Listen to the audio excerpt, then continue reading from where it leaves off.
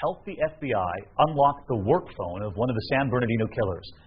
Apple arguing it would set a dangerous precedent. Tonight, the FBI director asking Apple, both sides, in fact, to take a deep breath. But Apple standing firm and getting some help tonight. ABC Senior Justice Correspondent Pierre Thomas now.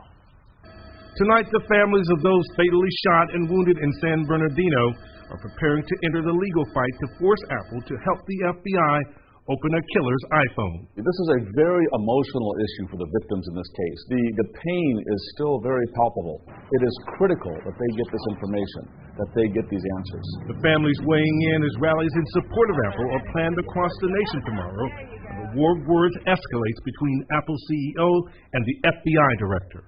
We can't look the survivors in the eye or ourselves in the mirror if we don't follow this lead, FBI Director James Comey wrote in an open letter released overnight. He added, "We don't want to break anyone's encryption or set a master key loose on the land."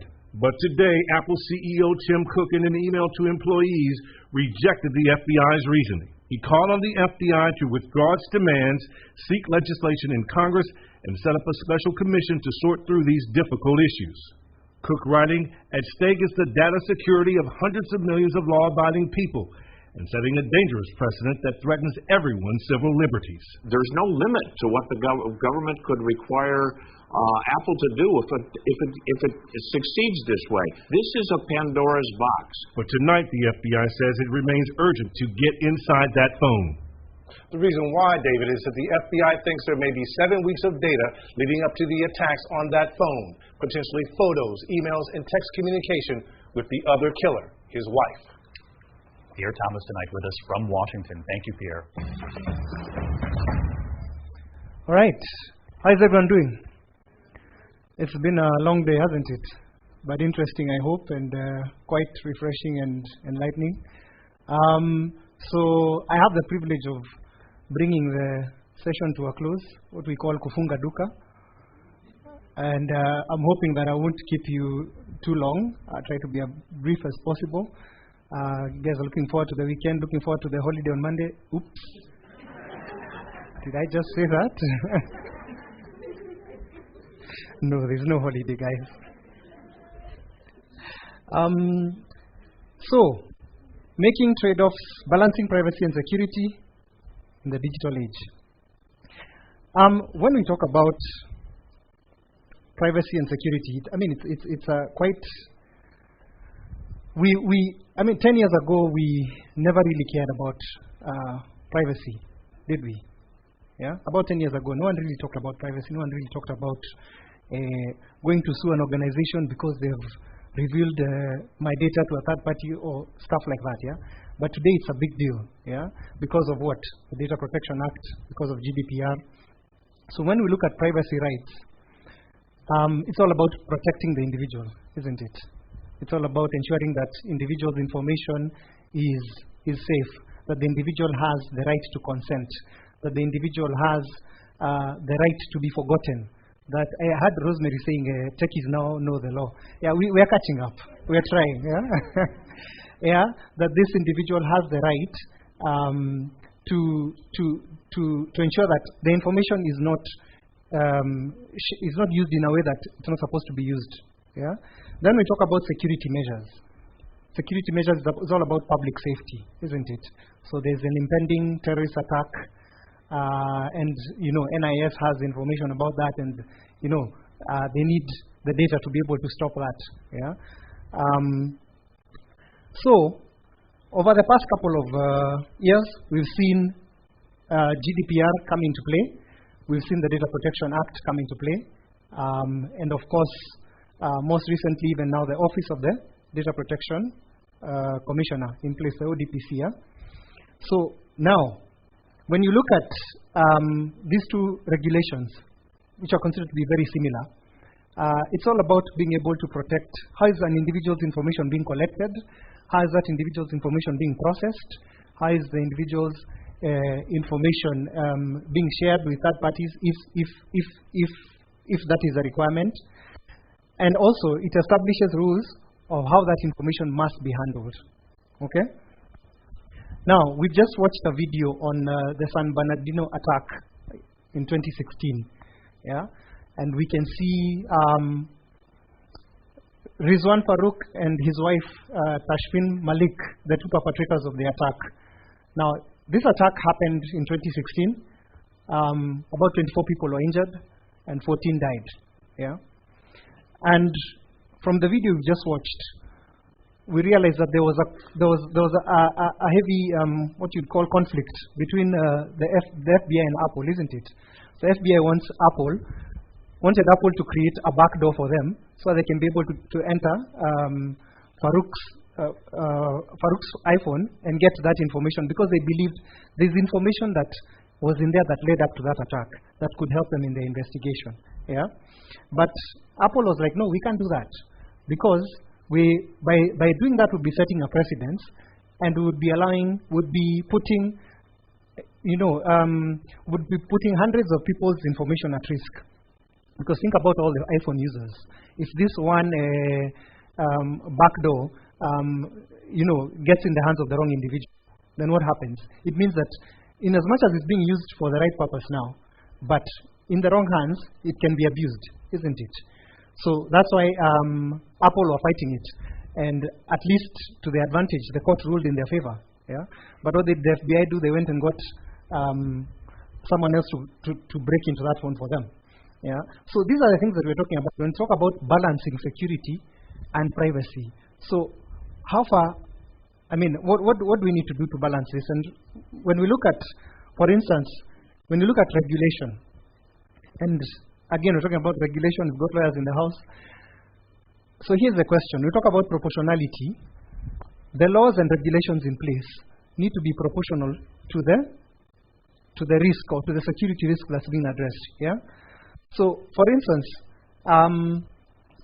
in the case of, when you look at an issue to do with, recently there was a law that was passed, and Rosemary, you can fact check me if I'm saying the wrong thing, but the law that was passed recently in Kenya about KRA being able to compel financial institutions and mobile operating companies, Safaricom, to reveal what? Your M-Pesa transactions, isn't it? Yeah. So perhaps they'll be able to see this guy. This is how much has come in, and this is how much has gone out. So kuna kitu mahali, kuna kaswali. This guy is not telling us the truth. Yeah. So they are doing this to be able to do what? Collect more taxes. Yeah. But at what expense? Because here's the question: they'll do that today, but they can use that information against you, isn't it? Yeah. So that's what we're saying. The laws and regulations need to be proportional to what is being addressed, the risk that is being addressed. Yeah. Then there's the issue of transparency. Yeah. That you as an individual, how is your information being used? This information that has been collected, how is it being used? To what extent is it being used? How much information are they collecting? And the purpose, exactly. Very important. Yeah. So the reason why they collected your information, are they using it for that purpose, or is it going beyond? Yeah? And the reason why you consented for information to be collected is because they told you, we're collecting information for 1 to 3 reasons. Yeah? But you find out that they've not used it for that particular purpose. Then accountability.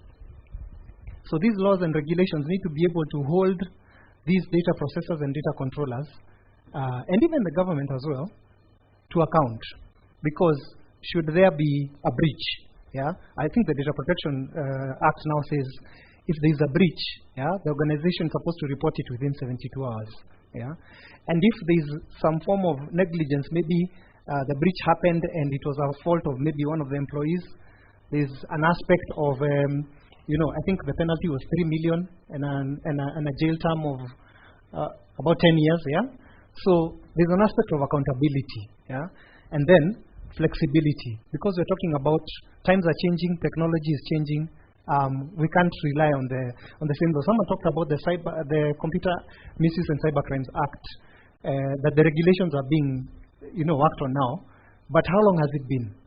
Quite a number of years have passed. Some time has passed before since that happened, and so a lot of things have changed. New technology has come into play. So is there flexibility? Now, the panel that was on stage just before I came up was talking about ethical issues. Yeah. So how do we balance out ethical issues? Now, when we talk about respect for autonomy, yeah, the data and the information that's being collected, it belongs to you, isn't it?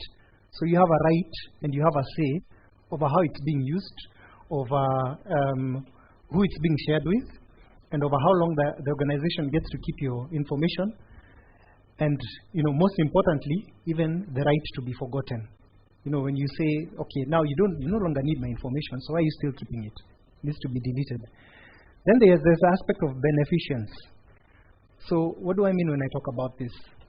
It just basically means that the organization collecting the information should use that information to the benefit of the individual and also for the public, isn't it? So it's interesting because, and again, Rosemary, fact check me, but I came to realize that the Office of the Data Protection Commissioner is not autonomous, it's not independent. It's actually, it's not independent, isn't it? It's actually under the Ministry of ICT. Yeah? That means what? Budget comes from who? It's not independent, budget comes from Ministry of ICT, and then the budget is limited, and then the other thing is this. So there's those exemptions to the data protection that organizations don't have to comply to the Data Protection Act. Based on which exemptions? Let's say, for instance, sorry? Go ahead, you wanted to say something? Okay, all right. Yeah. So, for instance, if it's dealing an issue to do with a criminal investigation, yeah, or maybe they believe that there's an imminent threat, yeah, to the public. So, by law, the organization may be compelled to release your information. But the question is, who decides what that exemption is? Yeah. So it's the ministry or maybe the CSYCT. So again, that's a loophole. Yeah. What about non-maleficence? This one talks about the organizations that collect your information. They should not use it discriminately, or they shouldn't use it to cause harm. Yeah, shouldn't use it to cause harm or to do harm to individuals or to organizations. Justice, again, the information collected shouldn't be used to discriminate against someone based on their religion, based on their race, or based on their ethnicity. Yeah, so you get a couple of job applications, but you see a number of these guys are from this community, so you decide no, this one's wachatuwaeke kando, Then we talk about transparency. Again, I don't need to repeat this. How is that information being used? Yeah, and for what purpose? And then accountability, we already covered that. Now, in terms of balancing security and privacy measures, what needs to be done? Yeah, what are some of the things that need to be done to ensure that this balance is achieved? And of course, we talk about policies, developing clear and comprehensive policies. Yeah. Now, these policies need to be able to protect, number one, the individual, and also to protect the organization. Because these policies will clearly state, like now, for instance, within an organization, if a data protection policy has been developed within the organization, everyone has read that policy and they've assented to it. So you take personal responsibility if an individual's data is mishandled or misused. Yeah, you're the person to answer, not the organization. Yeah. Then there is the need to implement the security controls, the proper security controls. We talk about encryption, access control, multi-factor authentication, the firewalls and the VPNs. So do you have these things in place such that if there was ever a breach and users' data falls into the wrong hands, and there's an investigation that comes after, will you be found at fault because you didn't put in this particular controls in place? Then respect for individual rights and freedoms. Yeah, what was happening between FBI and Apple? Yeah, Apple was saying no, you still need to respect. This person, yes, was the subject of a criminal case, but they need to be respected. Their rights and freedoms still stand. Yeah, so let's follow the law. Let's structure the laws in such a way that they don't infringe on people's rights. Then, of course, conducting security audits, regular security audits, to ensure that the systems and the applications that are capturing this data, this information, there's a hue and cry about Huduma number a while back, isn't it? And how that information was being collected. Sorry? Too much information is being collected. That's not really required. Yeah. So, and the platform that's collecting this information, is it secure enough? Yeah. And I'm done. I told you I won't keep you guys for long.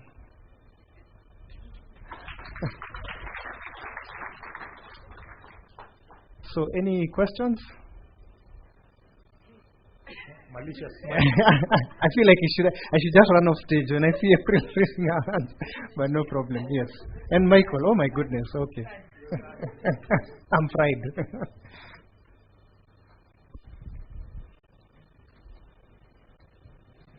Now I'm going to champion ethics. So we've seen around what apps are doing where there's a barrier to using applications where you have to agree to terms and conditions before you use them.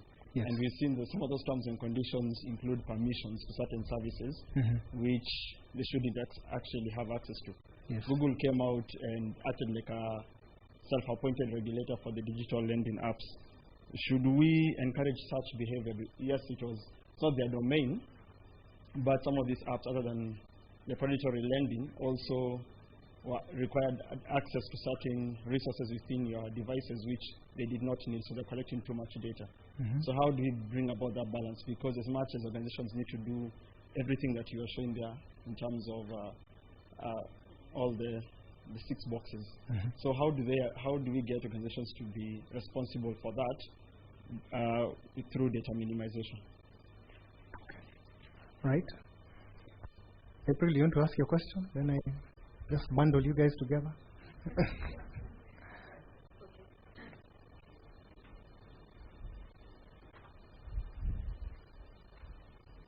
Okay.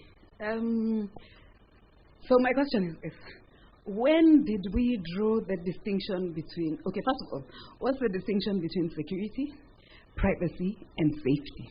Are they different? And if there is a distinction, when did the distinction, particularly between security and privacy, come into play? Because when I was studying, me personally, a few years back, privacy was one of the core principles of cybersecurity, but from a personal data perspective. So my question is, why do we have to separate the two? The regulations, yes, have come to shine, the light on privacy in light of everything that has happened. We know that the malicious actors have actually moved from targeting organizations over the past 7 years to targeting individuals. And this makes sense because every single organization that we know, at least most, except maybe the software development companies, are based around personal data. Look at banks, what's the data? Look at hospitals, what's the data? It's actually personal data. And that's why the regulations have had to come out to shine the light on personal data. But for me, the question is, why do we have to draw the distinction between security and privacy? Because they are two sides of the same coin, essentially. So, and how going forward should we look at this? This is another personal interest of mine. So how do you combine security and privacy so that you can maximize on the benefits of both? That's the first question.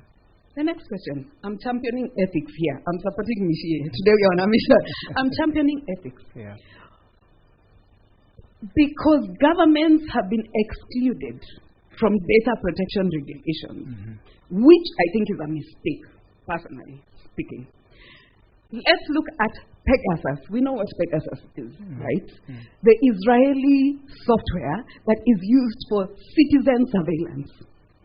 So I usually say that privacy is a fallacy. Excuse me, but I'm in cybersecurity. I'm supposed to champion these things, but I'm real. I'm a real and ethical cybersecurity professional. I say it as it is.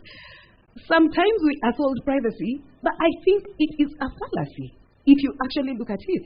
Because if governments actually have the right based on this Apple, example, Apple FBI example that you just gave, if governments actually have the mandate and have the authority to actually access your information to that level, again, the KRA example, then what privacy are we really talking about? Then what human rights are we actually talking about? Because I think this falls flat in its face. So those are my questions. So are we talking about something that's totally unachievable, or how can we work together? And where do governments come in? Because we cannot be dishing out regulations that are exempting a huge part of who we are as a citizenry. That doesn't make sense to me at all. So my question is, how do we handle this from this flow? And do we have a voice? Okay. I told you guys I'm done. Yeah? So let me start with Michael. Michael, you talked about how do you compel these entities to, in terms of, because of the amount of information that they're collecting is possibly more than they require, isn't it? I think there's one thing that Rosemary asked us, like, do we read the terms and conditions? Yeah. And a couple of hands went up, and the rest of us, our hands are down, because let's face it, those things are in very fine print. We don't even have time to read them. But I think, is the issue here really being able to compel them, or does the responsibility lie with you as an individual? There's the service that they're offering, but if you feel that the terms and conditions that are being put forward, that you don't agree with them, that's why there's the aspect of consent. If you feel that you don't agree with them, then you can easily say, no, I don't consent. I don't really need to use this service. But most of the times we don't even read, we just click and, we go on right ahead. Then the other challenge is, because some of these organizations are not domiciled here, the challenge comes in being able to compel them, because for Kenyan entities or local entities, the Data Protection Act is there, Data Protection Commissioner's Office is there, to be able to come up with the regulations that would compel them to do that, like reveal to the data subject what this information is being used for, what it's required for. Yeah. But now, being a foreign entity, to what law would you ascribe to? You see, that would be my take on it. I don't know if I've tried to answer your question. You're not so convinced.